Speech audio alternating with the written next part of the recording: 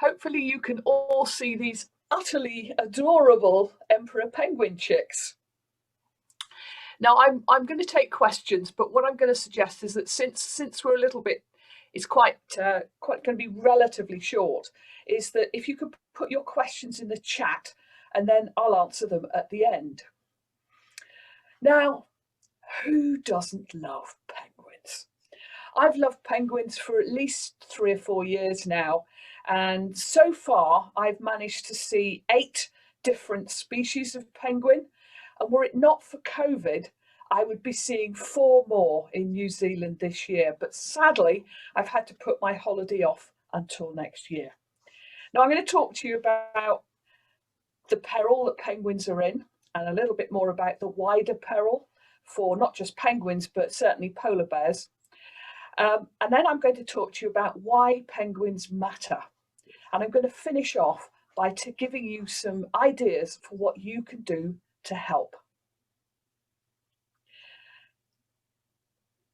That's great.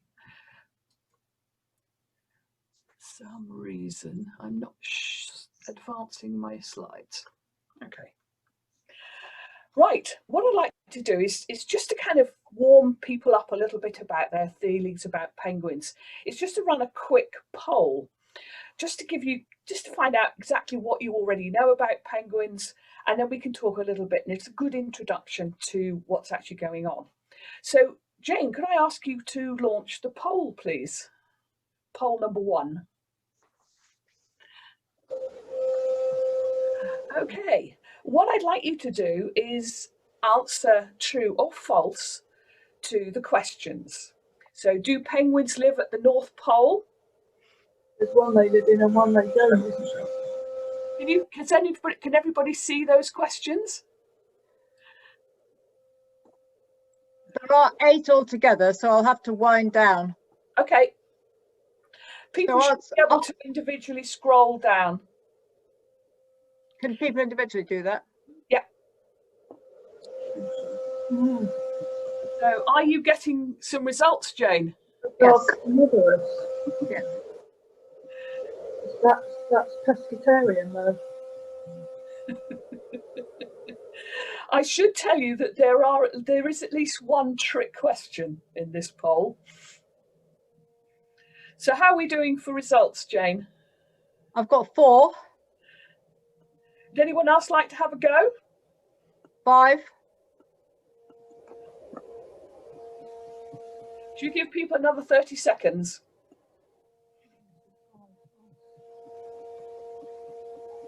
6. 8. 9.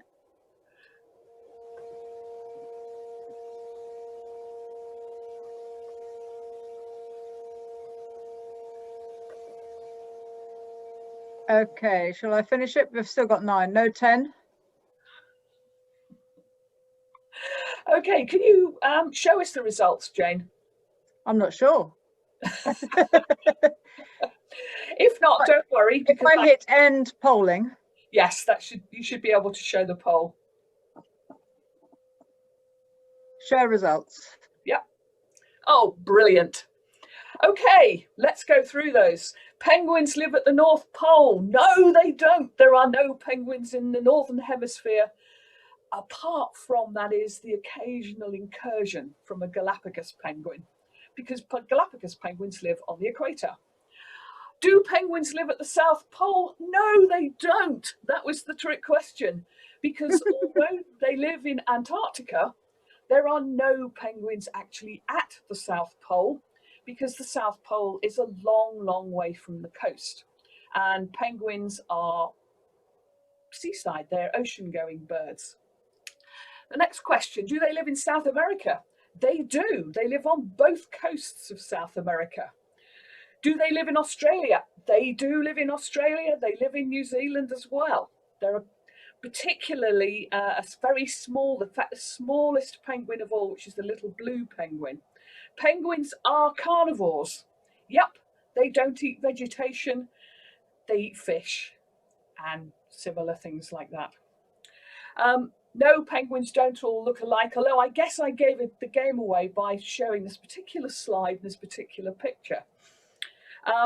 Penguins do spend 80% of their time at sea, which is, I always think, quite interesting because we tend to think of penguins as those little waddly guys on the shore.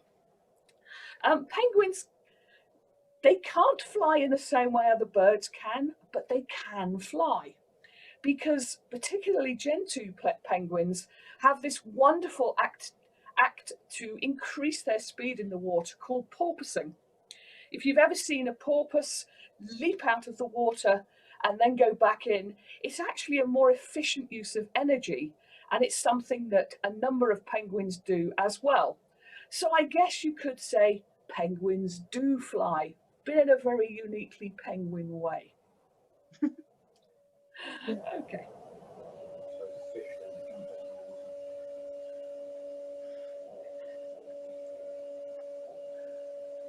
Right. Now, I mentioned that penguins don't live in the North Pole, but one of the things that penguins are in peril from is global warming. Now, I'm sure you're all aware that global warming is something that affects not just penguins, not just polar bears, but most species in one way or another. But one of the problems that animals or birds or bears or whatever they might be that live at either end of the world at the North and South Pole is that global warming is causing a lot of the ice shelves to melt. Now, this is actually more of a problem at the moment, right now, in the Arctic. And it's believed that within the next 30 years, there will be no summer ice in the Arctic. Now, that's a real problem because the Arctic is frozen sea. There is no land under the main North Pole. And for animals like polar bears, this is a real problem because polar bears live on the ice shelf. They eat, although they will eat anything, they primarily eat seals, which obviously, if there's no ice there, won't be there. So that will become a problem. And the other problem is that there will be less food, and I'm going to talk about krill in particular a little bit later. But as the seas warm, the ocean currents change. And for an animal like the penguin that spends 80% of its time in the water, in the ocean, this is a real problem. And I'm going to talk about the specific problem that relates to with regard to penguins in a moment. But it also means that with global warming and with climate change, there are changes to the storm process as well, and some penguins are affected by that too. The other thing that perhaps a lot of people aren't aware of is that because of the increasing of carbon in the atmosphere, is that a lot of that carbon is now being dissolved in the ocean. And the real problem for polar animals is that cold water absorbs carbon faster than warm water does, so that the water around the poles is actually becoming more acidic.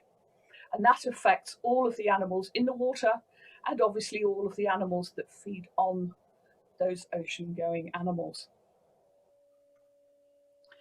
Now, I said I'd talk about polar bears because the threat to polar bears is even more extreme at the moment than penguins. But where polar bears go, penguins will follow in terms of potential for extinction. There are currently around about 26,000 polar bears. That's it. That's all there are. And polar bears, as I mentioned, rely on sea ice. Without sea ice, polar bears will start, and already are starting to go onto land that's inhabited by humans. And the problem with this is that although a polar bear at 600 pounds plus is a formidable apex predator, and they will hunt humans if they're on land. Well, certainly the males do. What happens is that polar bears, because they will eat anything, if they can't get seals, what they will do is go into human habitation and humans will kill them. Now that would be bad enough, except of course, if the polar bears aren't keeping the seal population down, there will be an excess of seals and the whole balance of nature will start to get out of sync. So polar bears, we think, will probably be around at most for another 15, 30 years if we don't do something now. Now, penguins, fortunately, live not just in Antarctica. In fact, only 2 species exclusively breed and live in Antarctica. The other 16 species of penguins live all over the southern hemisphere, and they range as far north as the Galapagos Islands. I mentioned that there is just one penguin that ventures into the northern hemisphere, and that is the Galapagos penguin, because astonishingly and unexpectedly, the Galapagos penguin actually lives on the equator. Now, one of the things that I think is so interesting about penguins is that they are quite unique. They are warm-blooded birds that have adapted to live in the cold streams of the oceans, on ice shelves, where you wouldn't really expect an animal to thrive, really. And what's even more extraordinary is that they are a bird that has adapted to swim underwater and not fly. I mentioned that penguins, they don't have wings. What they have is flippers. And this makes them extraordinarily well adapted to swim underwater. And they are masters of swimming underwater. They, interestingly, because we mostly think of penguins as waddling along on the ice, is that they're pretty well adapted to walking long distances as well. And certainly emperor penguins can walk as far as 50 or 100 miles. That's amazing. They're not fast and they look awkward while they're doing it. But because they're designed, or they've evolved to have their feet positioned at the back of their bodies, waddling is actually the most efficient way to walk on land and ice for a penguin. But as an animal, or a bird specifically, that spends 80% of its time in the ocean, it is impacted by any change that happens in the ocean. And I'll talk a little bit more about how that's beneficial to us a little later. But penguins live in Antarctica. They live on all of the southern islands in the southern hemisphere. They live in the Galapagos Islands. They live on both coasts of America. They live in Australia. They live in New Zealand and even South Africa. So there are a lot of penguins around, but their numbers are dwindling. Now, the second peril after climate change is plastic from household waste. And if you've read anything about the problems of plastic in the oceans in particularly, but on beaches as well, you won't be surprised to know that 8 million tons of plastic waste is chucked into the ocean every single year. They reckon that by 2050, there will be more plastic than fish. That is just awful when you think that the majority of our planet is ocean. And they reckon also by 2050 that every single penguin will be eating plastic within its diet, either from krill or from fish or other things that penguins eat. And the problem with plastic and consuming plastic is that it reduces, because it settles into the stomach, it reduces nutrition, which means there's less space for proper nutritious food to be absorbed and used. The other problem with plastic is that it is very good at absorbing industrial toxins. So penguins and other animals, fish and all the rest of them that eat plastic unwittingly will actually start to die. Their opportunity for staying alive and fighting off predators is significantly reduced. Now, I said I'd mention krill. Krill are lovely. They are a particular kind of crustacean. They look very much like shrimp. When consumed and excreted by penguins. They smell like shrimp. And they are the core thing that penguins eat. Now, many penguins eat fish and they eat squid. And you're not going to believe this, but they also eat the gonads of jellyfish. I can't remember where I read that, but I'm sure it was on a World Wildlife Google page. And the thing with krill is that it is extremely nutritious. Krill are full of omega-3, and this is something that fishing and humans have discovered is a very good source of those particular nutritional benefits. Now, they're not generally used when they're fished, when the krill is fished. It's not generally used in things like omega-3 oil, but it is very widely used for animal feed. And one of the big problems is that krill only live under ice sheets. They feed on algae that attach themselves to the underside of ice sheets, and therefore without ice sheets there's less krill. Unfortunately, as long as humans fish for krill, there will also be less krill. And krill doesn't just feed penguins, it feeds whales, it feeds seals, and a whole variety of other animals. But without krill, penguins will find it much more difficult to continue. Now, the fourth peril that penguins are facing at the moment is habitat erosion. Quite frankly, there are just too many humans on the planet at the moment. And for example, if you look in Australia and New Zealand and the Galapagos Islands, this is actually a real problem. Not only are the penguins there suffering from bad weather, which is stirring up things, it's changing ocean currents. Humans are removing grass. They've introduced animals like rabbits and cats, and particularly red foxes, which eat penguins. Now, penguins are interesting, is that because although they have a number of predators in the ocean, until recently, until humans came along, they had no enemies and no predators on land.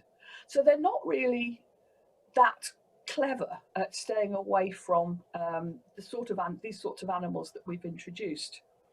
In South Africa, they suffer from dogs in particular because the human habitation is almost at the beaches, which is where the penguins are actually trying to breed. And there's a real problem with penguins being run over in South Africa. In South America, again, it's more human settlements because the guano that penguins produce is so full of things like nitrogen and stuff like that, is that the guano is a phenomenal fertilizer. And until quite recently in South America in particular, and Chile in particular, is that their guano was collected for use as farming products. Now, many penguins actually make their nests in their guano, so obviously that's a major problem. There's things like open pit mining, which is again eroding the habitats that penguins have. In the Falklands, interestingly, one of the big problems they have there, and they have about 4 or 5 different species of penguin in the Falkland Islands, is that there's a problem with mines, and that penguins, if they step on a mine, obviously immediately disappear. In Antarctica, there's fishing, as we talked about, and now there's a bigger problem because so many people now want to go and see penguins in Antarctica, is that there is a problem and they're having to limit tourism. But everywhere there are oil slicks. And there was a wonderful example, and there's a great TED talk about it, about how 20,000 penguins were rescued in South Africa from the oil spills. Big problem with penguins is they're ocean-going birds. If they get oil on their feathers, is that they lose their waterproofing and drown. Okay, I thought we'd have another quick poll because you've been listening to me for a little bit. Jane, can I get you to launch the second poll, please? I love that little guy. He's lovely. This is actually a royal penguin and he lives in New Zealand. Polls. He's one of Right. only 2 white-faced penguins. All other penguins have black faces.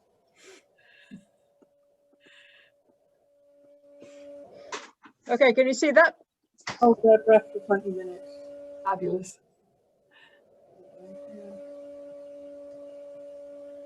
Emperor penguins, rarest, don't think so.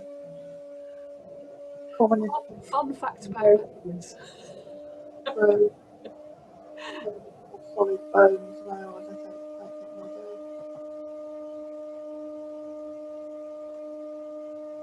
Penguins can drink salt water. How are we doing, Jane? Not very well yet. Yeah, they're beginning to mount now. Can you hear a sound like an aircraft? In the background, yes. Yeah. Somebody's hoovering. It's a good idea for people, if you're not speaking, can you mute yourselves? Because otherwise some of the other people on the call will be able to hear your background noise. Not to mention your answers to the quiz. Yes. I can't actually see everybody, so I don't know who it might be. And by Toastmasters. I've got 7, 8. Do public speaking and stuff.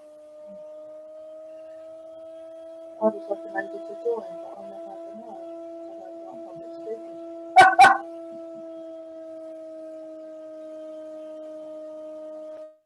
Could be worse, Jane. I was in a Zoom session a couple of weeks ago and someone took an overseas telephone call. Oh, great. I'm not sure what the language was, but we were all mesmerised. Okay, I'm up to 13, so that may well be let's go with that. as many people as want to take part in that. End polling, share results. Okay. You all know penguins can hold their breath for 20 minutes.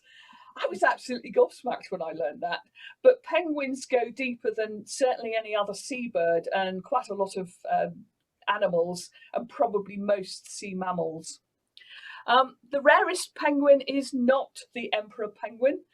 The rarest penguins are actually the Galapagos penguin and the yellow-eyed penguin, and I'll say a little bit more about those in a moment. The commonest penguin in zoos is the Humboldt penguin. If you've ever been to a zoo, a bird world, or an aquarium and seen penguins, there's probably a very good chance you've seen Humboldt penguins. And one of the reasons is that they're one of the warmer weather or warmer terrain or warmer ocean penguins, and therefore they're the ones that are easiest to keep in zoos without having considerable refrigeration. Penguins have solid bones. They are one of the very few bird species that do, and the reason is because when they lost their ability to fly, is that they've evolved to be able to sink in the water. And in order to do that, their bones have become solid. So penguins are probably heavier than you might think. But the reason is so that they can go down to the lower levels of the ocean quickly. They can drink salt water. If you've ever seen penguins sneeze, one of the reasons is that they have a little organ under their eyes that's I guess connected to their nose and mouth. And when they eat, they don't tend to drink a lot of water, don't penguins? They get, rather like cats, they get their water from their food. But obviously if they're eating a lot of seafood, well, mostly seafood as they do, they're going to collect a lot of salt. And they have a little gland that extracts the salt. And when a penguin sneezes, it's sneezing its salt out. Okay, they are designed to swim, but as I mentioned, they're pretty good at walking as well. Although a penguin can swim at up to about 22 miles an hour, it can walk probably faster than you and I can, or run faster than you and I can walk. They don't have waterproof fur, they have waterproof feathers. Hopefully you were listening that penguins are actually birds, but you'd be surprised how many people think that. And the last and kind of a bit of a trick question was penguins don't mate for life.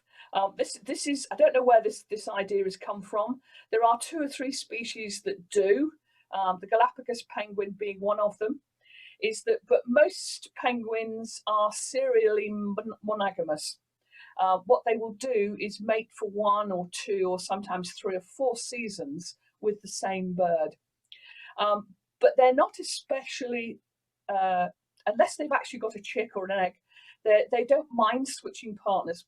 Because if you think about it, penguins collect together in very large numbers, and therefore finding your mate from the last season can often be quite difficult.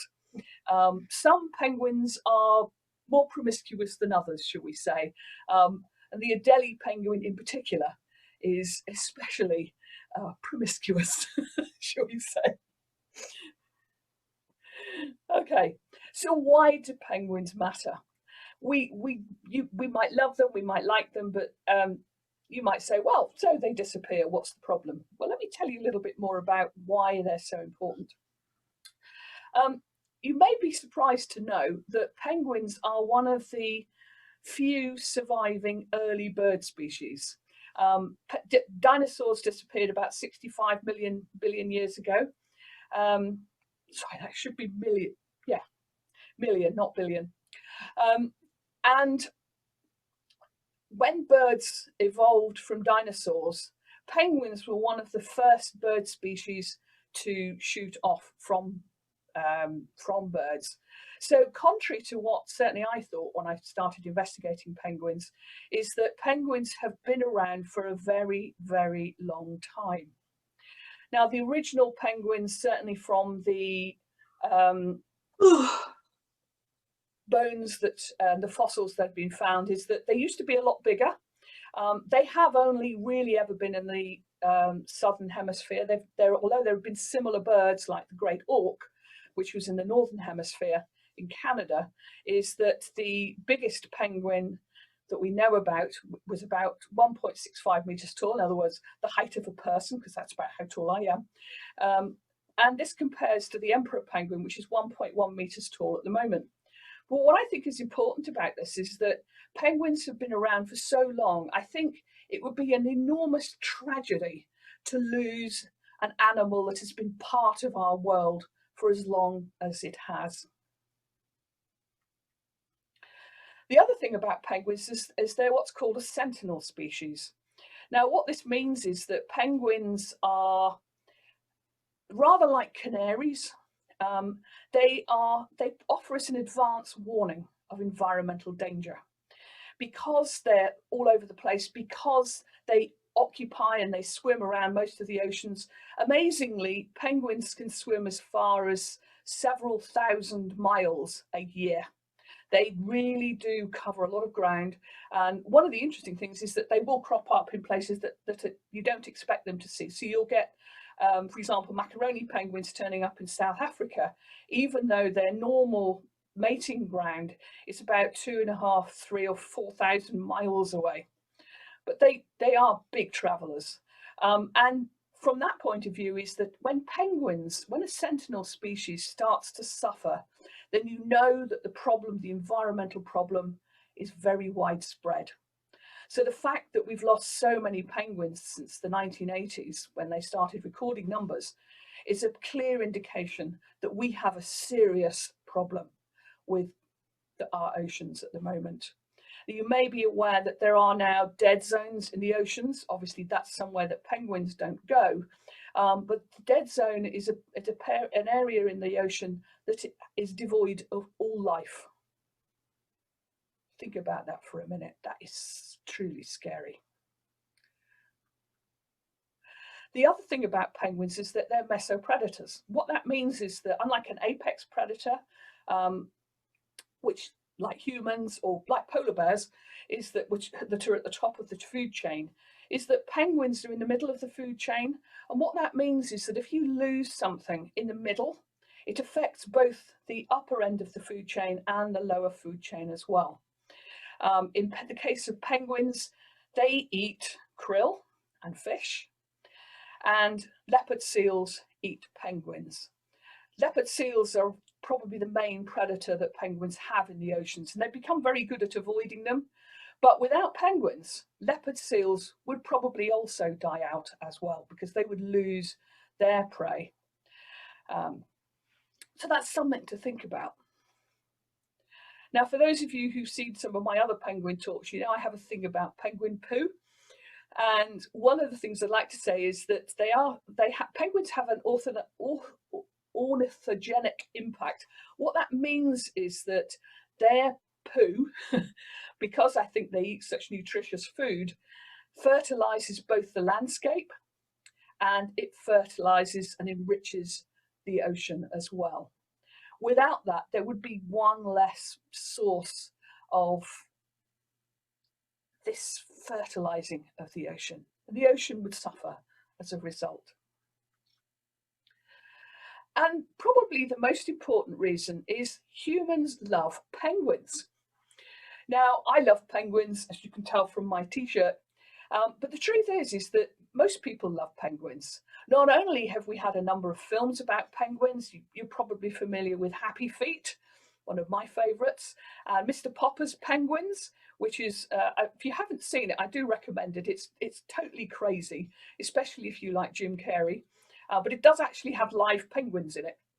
And of course, the Penguins of Madagascar. Because the original film was so popular, someone decided that the penguins who had a bit role in the original film needed their own film. And there have in fact been 2 films of the Penguins of Madagascar. Totally nuts. Now, penguins are all protected. All species of penguins around the world are under protection, worldwide protection. And humans love penguins, I think, because they're one of the very few animals that walks upright, looks slightly awkward, and somehow, well, because we anthropomorphize animals that walk and act like us, is that we just love them. And what's interesting is that almost every zoo, every bird world and aquarium in the world has penguins. You'd be interested to know there are 30 to 35 zoos and bird worlds in the UK alone that have penguins. And remember, it'll mostly be Humboldt penguins. I fear that Humboldt penguins are endangered, and it may well be that within the next 10 years there will be more Humboldt penguins in zoos than there are in the wild. That's truly sad, I think. Now, the penguins that are in most imminent danger, I mentioned the yellow-eyed penguins, the hoi-ho in New Zealand. Now, please take these figures with a pinch of salt, because the problem with penguins is that they're quite hard to count.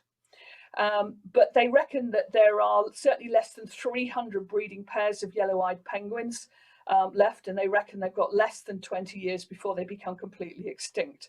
They're quite shy. As I said, they live in New Zealand. They actually make their nests in the tropical jungle, not on the beach like most penguins do. And they are probably one of the oldest species of penguin that we have left.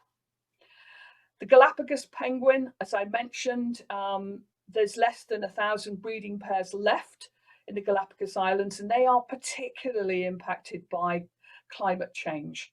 Being so far north is that they rely on cold water currents coming up from Antarctica in order to be able to survive. Without those currents, the Galapagos penguins will almost certainly die out, and probably quite quickly. The Fiordland penguin, also in New Zealand, there are less than 10,000. We're not quite sure exactly how many, because they are very shy. And unlike most other penguins, they don't form large colonies. So they tend to have small colonies of, say, 10 or 15 penguins. And they, as I say, they are quite shy.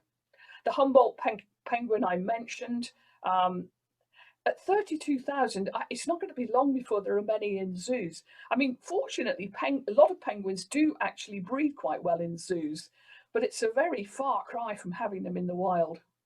The African penguin, as I mentioned, there are less than 40,000. And just to put this into context, the most numerous penguin is the macaroni penguin, and there are just 6.3 million breeding pairs left, and those numbers are declining, and that is the most numerous penguin.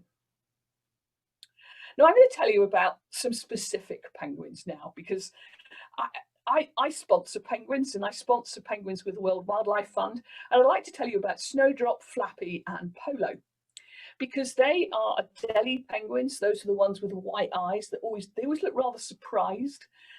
And what the World Wildlife Fund has been doing is that they've been monitoring breeding patterns, and these 3 penguins have all had chicks this year.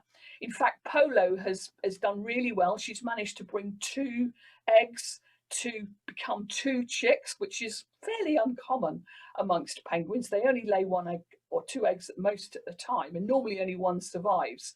But the World Wildlife Fund has tagged these penguins, and they are monitoring the whole colony, but specifically these, and I think another 3 or 4 penguins, to find out what their breeding patterns are like and how they're being impacted by the various impacts or perils that we've talked about. Adelie penguin populations have fallen by more than 65% in the last 25 years, and their biggest threat now is global warming and krill fishing. Adelie penguins are one of the 2 species of penguin that live permanently in Antarctica. The Adelie lives on or close to sea ice all its life, but it breeds on ice-free land, which in Antarctica is something of in shortage. So it's not so easy. So they are doing less well than a lot of penguins, even though there are quite a lot of them still around. The second penguin I wanted to tell you about is Skipper. Skipper is a South African penguin. She was picked up by the guys at SANCOB, and SANCOB, by the way, is the South African Foundation for the Conservation of Coastal Birds. I think the initials are related to probably the Afrikaans expression for this. Her biggest threat, or the biggest threat to African penguins, is habitat erosion and plastic pollution. Being in South Africa is that they're more in the thick of things, and they are very impacted, particularly, as I say, by habitat erosion. She was picked up by 4 kayakers when she was a young bird, and she likes humans so much that when they picked her up at the foundation, is that they decided that she was too imprinted on people to be able to be re-released out into the wild. So she lives out her life in a sort of luxury, unlike most African penguins. And in order to help pay for that, I sponsor her with a sum of money every year so that she's got proper food and there's someone paying for her care, etc. As I say, she loves humans. Were it not for COVID, I would love the opportunity to go there to South Africa and meet Skipper in person. But I have a number of videos of her, which is not really much consolation. Okay. Now, you're probably thinking, I've got to do something. Certainly I did when I learned all this. And there are some things that you can do now. Now, I could tell you that you need to support conservation efforts generally. But let me tell you, is that if everybody did these things, it would make a significant difference. Because of COVID at the moment, is there are a lot of people using disposable face masks. If you do nothing else, apart from the second one on this list, if you're wearing a face mask, and I hope you are, is that use a reusable one. Use a cotton one that you can wash so that you're not building up on the amount of waste that's being generated by these things. There's a lot of PPE stuff going into waste at the moment. You can make a difference by just making that small change. The other thing is buying bottled water. It's unnecessary. We stopped using bottled water about 5 years ago, and we use filtered water. The problem is that people buy bottled water, they take the plastic bottle and they throw it away. One of the biggest problems with plastic pollution isn't just carrier bags, it's bottled water bottles. The other thing is repair and reuse. There's a big movement at the moment to encourage people not to throw their clothes away, but to say goodbye to high fashion and repair the clothes they have and reuse them. So you can use things like swap shops and so on. But that means there's less clothes going into waste. The other thing is to reduce your food waste as well. If you haven't got a waste disposal system, and I think a council-wide food waste disposal, then make some moves to try and make that happen. Eat local and in season. The reason this is important is that it lowers your carbon footprint, because if you're eating local and in season, there's less food having to be transported to you. So go to your farm shops, check what food is in season, or even grow your own. And these are little things that will make a difference. Switch off electrical goods. This is called zombie use of electricity, is that we keep a lot of devices on overnight. If you're not using them, turn them off. And finally, switch to renewable energy. I think we all know how important that can be.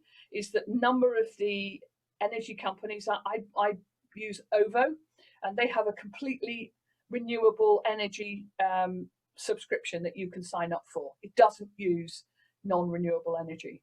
And finally, if you care about penguins, and there are lots of opportunities for this, adopt one. Everybody who adopts a penguin is showing they care. Thank you. Do we have any questions? Thank you very much indeed, Jacqui. I didn't realise that even you knew quite so much about penguins. I didn't before 2 weeks ago. I've done a lot. I have to say it was a labour of love.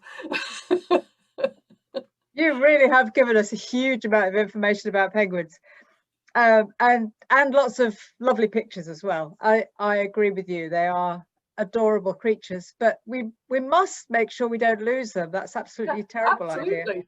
I think if we lose penguins, we will have lost a lot of other things as well, because they don't go by themselves. The very idea that they're in the middle of the food chain, I think that's really meant a lot to me. It shows that just how many different creatures would be affected if we lost them. So does anybody have a question? You need to unmute yourself, and then you're very welcome to speak, or you might write it in the chat if you prefer. The chat is there for everyone.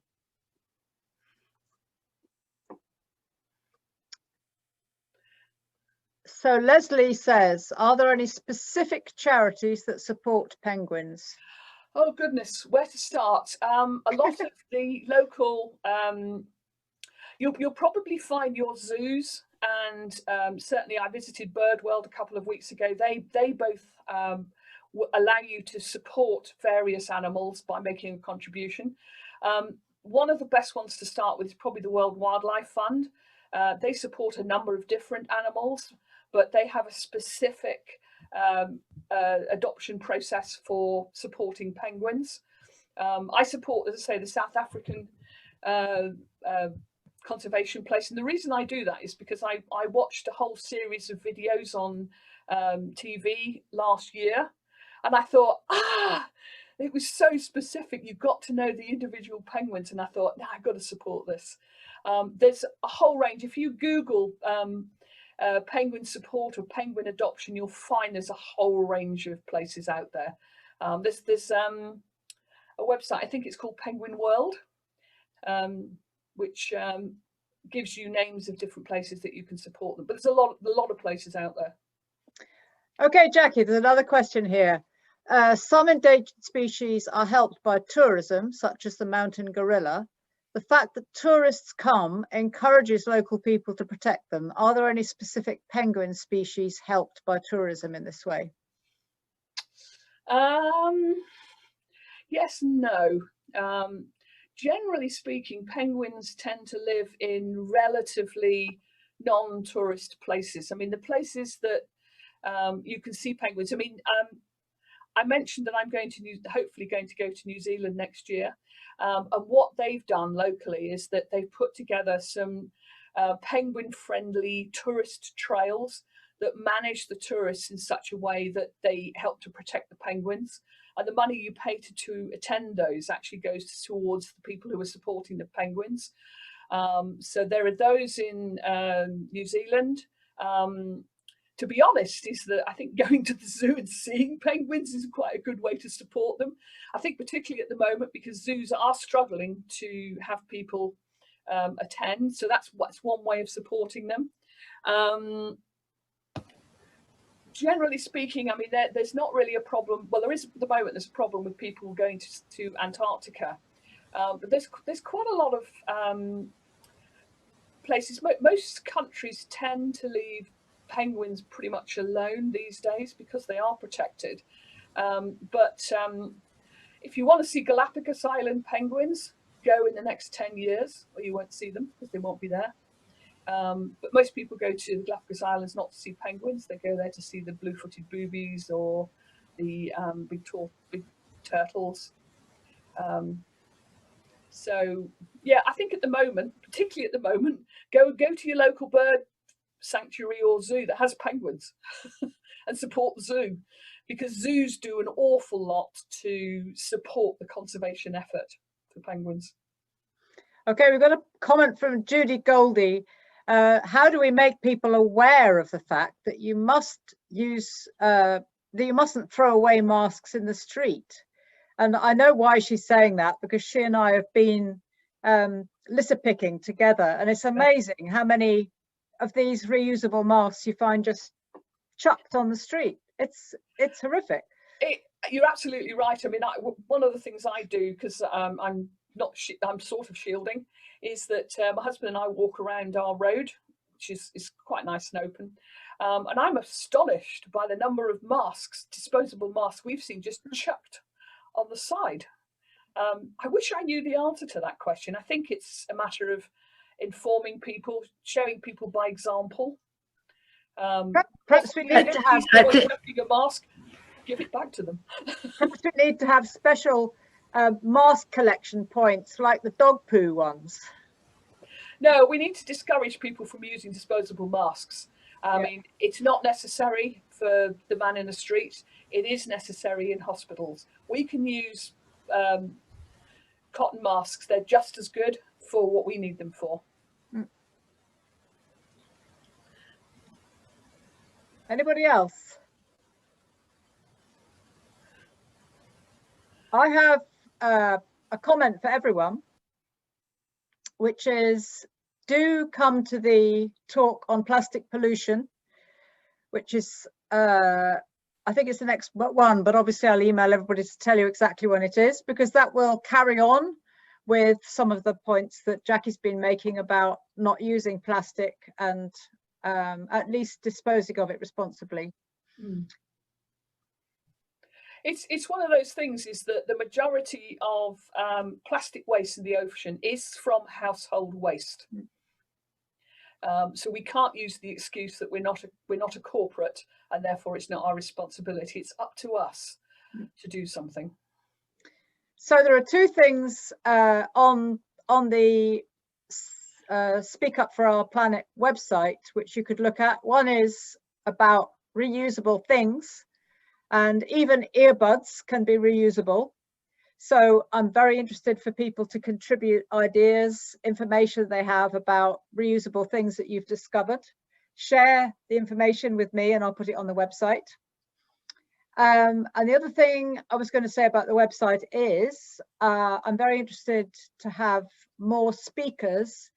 And it occurred to me while Jacqui was speaking that it would be great if we could get a speaker on the subject of renewable energy. Somebody who could talk to us about how to choose a supplier, you know, what to look for, because there are some good suppliers, but I think probably like me, a lot of people are thinking, well, how do I know whether they're actually doing what they say they do? Very good point, Jane. Helen Phillips says, should we reintroduce the Keep Britain Tidy of years ago and put out litter bins again? I think we should adopt an approach that they have in Japan. I visited Japan a couple of years ago, and one of the interesting things there is they don't have litter bins.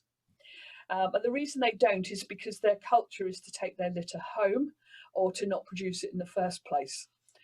The problem with litter bins is that although it's a good way to collect the litter in a way that you can manage it, is that it still encourages people to throw things away. We actually want to move to where people don't throw things away. Yeah. Eileen says, in terms of climate change, should we continue to discourage people from flying? Yes. Yes. One of the interesting things about COVID is that because people are doing a lot less flights, is that actual pollution has gone down. Yeah. And I think the carbon footprint has reduced as well. I wouldn't advocate doing away with flights altogether because we don't really have a good alternative. And I think the tourism industry would fall apart if we encourage that. But I think you need to think, do I need to fly? And I think this is probably particularly true of businesses. Do you really need to fly? Living where I do, it's been lovely recently. There've been so many fewer flights. I hope that some of the businesses that used to send their staff all over the world to meetings will have learnt that they don't need to send quite so many people around the world quite so often. Yes. That Zoom calls, you know, they'll do for some of the time. I agree that sometimes people need to meet, but yeah. Anyway, any more questions? Sorry, go on, Jacqui. I was going to say I've been doing international mentoring for about 7 or 8 years now, and I've never flown and seen any of my mentoring clients if they're not in the UK. It works fine. No, exactly. So I would like to suggest that everybody gives Jacqui a big round of applause. You can unmute yourself if you like in order to be able to make a noise, or just clap like this. Thank you very much indeed, Jacqui. It's absolutely terrific. Oh, And Jacqui. go on, Brian. I was just saying thank you. Pleasure. Thank If you very anyone much has a indeed. penguin question, is that I am, if not a fountain of knowledge, I know where to find it out. Yeah, so if anybody thinks of questions that they wish they'd asked, just drop me a line on the email and I'll pass them on to Jacqui. Thank you very much indeed. It's great. Thank you. Bye. Thank you.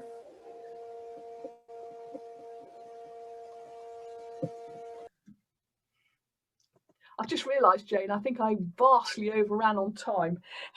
No, it's fine. It's fine. You're perfect. It's 8:30 now, so that's great. But there's just so much to share, and you didn't know how much I cut out.